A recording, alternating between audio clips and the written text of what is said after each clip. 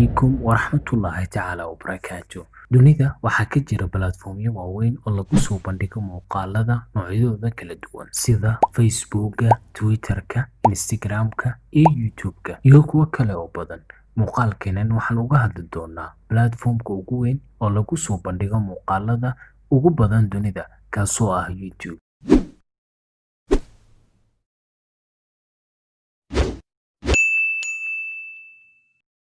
YouTube-ku waa shirkad laga leeyahay waddanka Mareykanka ama USA oo barta lagu soo bandhigo muuqaalada ugu badan dunida.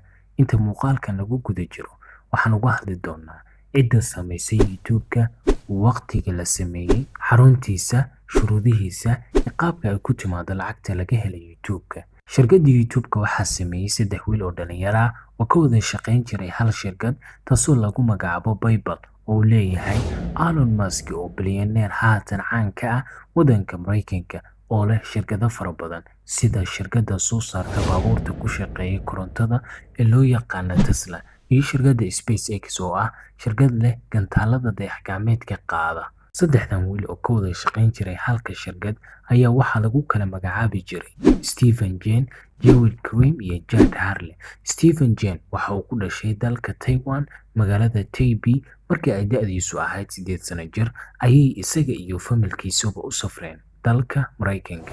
Jad Hurley waxa uu ku dhashay magaalada Reading ee gobolka Pennsylvania ee waddanka Mareykanka. Jawed Karim isaguna waxa uu ku dhashay waddanka Jarmalka, hooyadiisna waa Bangladesh. Jawed Karim waa qofkii ugu horreeyay oo muuqaal ku soo upload gareeyay ama soo geliyay YouTube-ka, wuxuuna soo geliyay ciwaankiisa Jawed taariikhdu markii ay 23 Abriil 2005. muuqaalkaas oo ciwaan looga dhigay Me at the Zoo. Muuqaalkan oo ka koobnaa 19 ilbiriqsi ayaa haatan oo ay taariikhdu ku beegan tahay 8/2020 aragtidiisa ama viewskiisa waxa uu marayaa 106 milyan oo views iyo 7.9 milyan oo commenti. Waana muuqaalkii ugu horreeyay ee abid la soo geliyay YouTube-ka. Alright, so here we are in front of the elephants. Cool thing about these guys is that they have really long fronts, and that's cool. And that's pretty much all it is. YouTube-ka waxaa la sameeyey 14 Febraayo 2005, waxa uuna jiraa muddo gaaraysa 15 sano. Xaruntiisa waxay ku taallaa waddanka Mareykanka, gobolka California, magaalada San Bruno. Shirkadda YouTube-ka waxaa iibsatay shirkadda Google taariikhdu markay ahayd November 2006, waxayna ku gadatay lacag gaaraysa 1.65 bilyan oo dollar.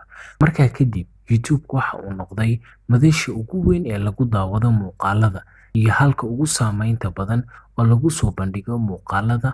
YouTube-ku waxa uu waddo u noqday ay ku guuleystaan dad badan oo dunida ku nool, taasoo aysan badankood aysan u suura gashayn heerka iyo darajada maanta ay taagan yihiin. Sidoo kale waxa uu horumariyay ganacsiyo kala duwan kuwaasoo ku bulaalay. YouTube-ka waxa uu hawada ka saaray 70% telefishinadii caalamka, isagoo dadka u fududeeyay inay wax walba oo ay TV-yada ka heli kareen ay ka helayaan barta YouTube-ka iyagoo ka kooban ayna isticmaali karaan moobilkooda. Taasina waxay TV-yada ku qasabtay inay iyagu janalo ka furtaan YouTube-ka, taasoo ay ku rabaan in dadkii daawan jiray ay ka daawadaan YouTube-ka.